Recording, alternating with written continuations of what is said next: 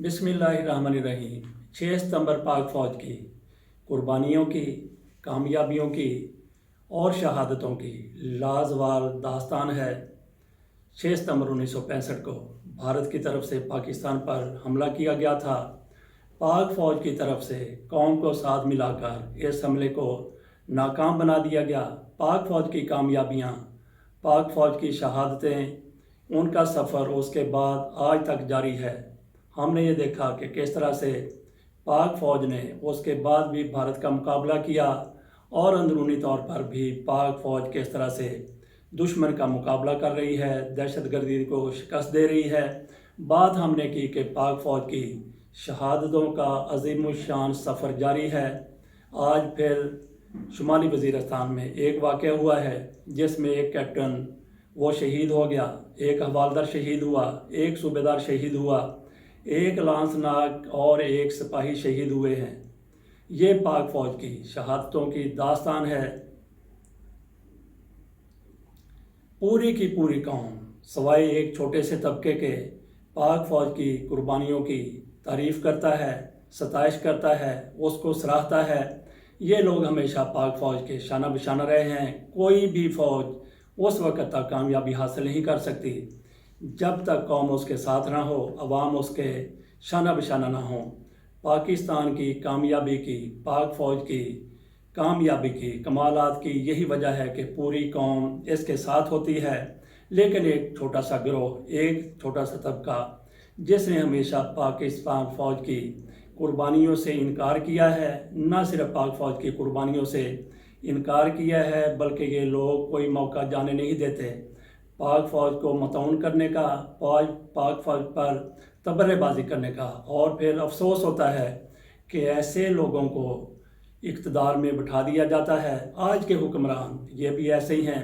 इनमें से एक एक को देख लें, इनके कायदीन को देख लें, चंद एक के सिवा सारे के सारे पाक फ़ौज के ख़िलाफ़ किस तरीके से ज़ुबान दराजी करते रहे हैं। आज का वज़ीर दिफ़ा ख्वाजा आसफ़, जिसने सबसे ज़्यादा पाक फ़ौज के ख़िलाफ़ हर्ज़ सराई की है, इसकी तरफ से ये तक कह दिया गया कि पाक फ़ौज ने 65 की जंग समेत कोई जंग नहीं जीती।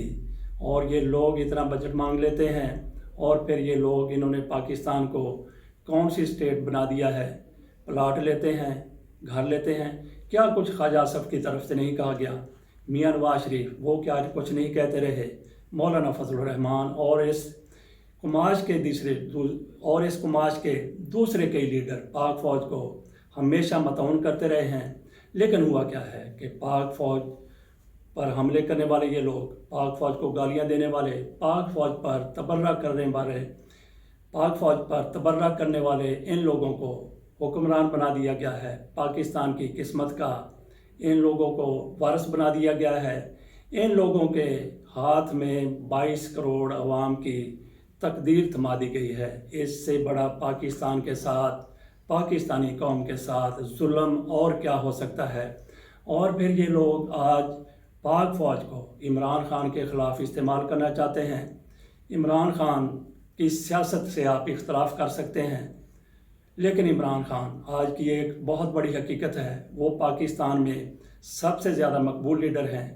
इलेक्शन को देख लें, ज़िमनी इंतखाबात हुए हैं, उनके जलसों को देख लें, उनके जलसों का मुवाजना और इंतखाबात में उनकी पार्टी का मुवाजना दीगर पार्टियों से आप कर लें, आपको अंदाज़ा हो जाएगा कि इमरान ख़ान मकबूलियत की किस सतह पर हैं और ये लोग मकबूलियत की किस पस्ती पर हैं। इन लोगों के लिए इमरान ख़ान का मुकाबला करना नामुमकिन हो गया है, जिसको ये लोग समझ रहे हैं कि इमरान ख़ान को असूली तरीके से, इखलाकी तरीके से, सियासी तरीके से इंतखाबात में हिस्सा लेकर नाकाम बनाना मुश्किल ही नहीं, नामुमकिन भी है। लेकिन ये लोग इमरान ख़ान का और उनकी सियासत का ख़ात्मा चाहते हैं।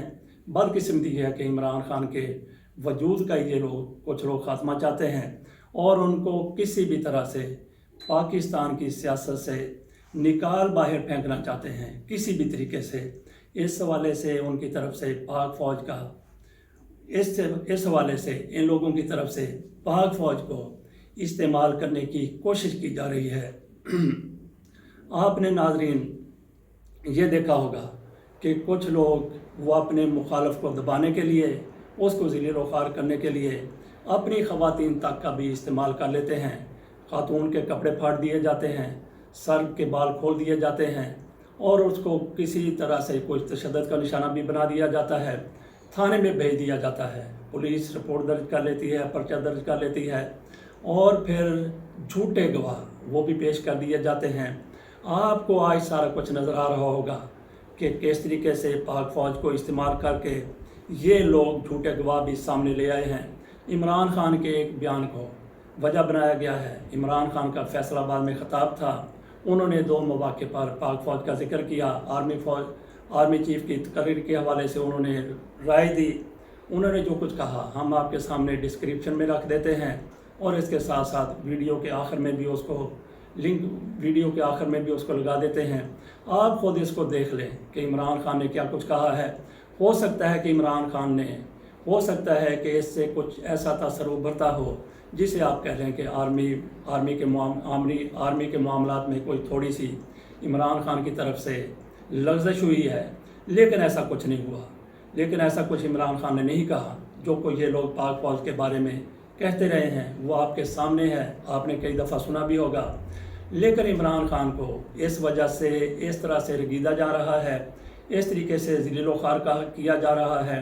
शहबाज शरीफ ये कह रहे हैं कि इमरान खान अस्करी क़यादत के ख़िलाफ़ उनका बयान काबिल मज़म्मत है, और फिर बिलावल भुट्टो ज़रदारी वो और किस्म की बात कर रहे हैं। वो पाक फ़ौज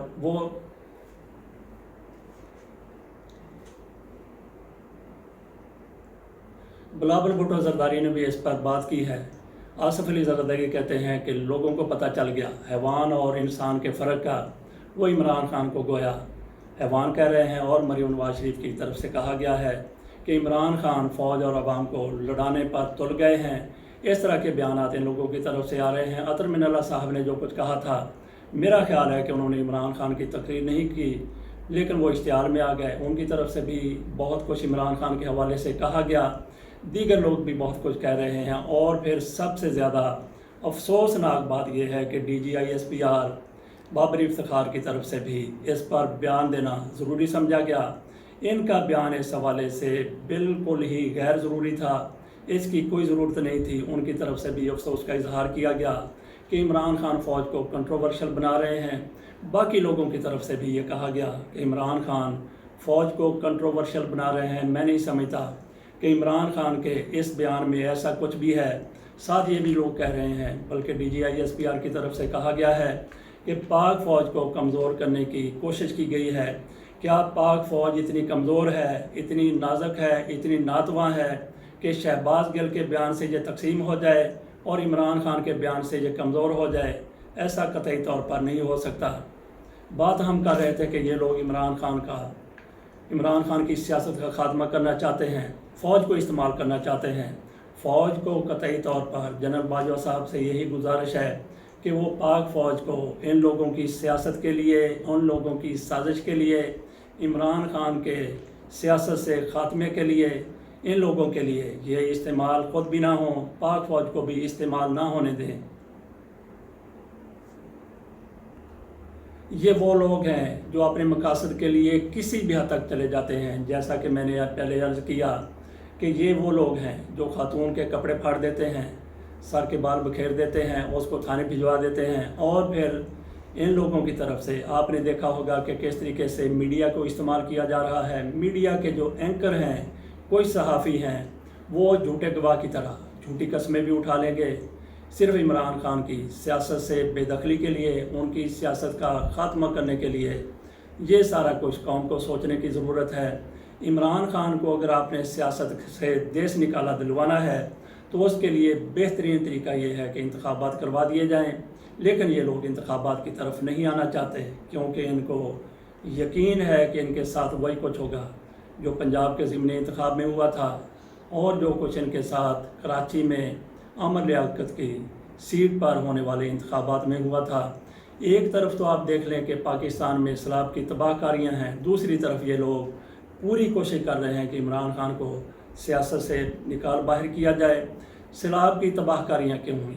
आप ख़ुद देख लें कि जिन दिनों में तबाहकारियाँ हो रही थी, ये हुकूमत, शहबाज शरीफ की हुकूमत और इनके सारे वज़रा इनकी पुलिस और दीगर महकमे सारे के सारे शहबाज गिल के पीछे पड़े हुए थे।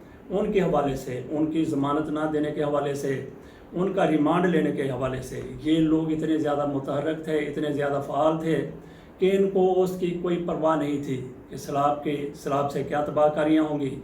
अब शहबाज शरीफ साहब काबीना के इजलास करके उसमें बैठ के बता रहे हैं कि इतने 1300 से ज़्यादा लोग हलाक हो गए हैं, इतना ज़्यादा नुकसान हुआ है। ये नुकसान आज उस वक्त कवर करने की कोशिश कर सकते थे जिन दिनों सैलाब आया हुआ था। खुद शहबाज शरीफ साहब तुर्की चले गए थे और पाकिस्तान में इनकी जो बाकी टीम थी वो शहबाज गिल के स्क्रू टाइट करने की पूरी कोशिश कर रही थी। इमरान खान के हवाले से ये लोग प्लानिंग कर रहे थे। इस तरीके से आप मुल्क को आगे लेकर नहीं चल सकते। इसके साथ ही इजाज़त दीजिए। अल्लाह हाफिज़।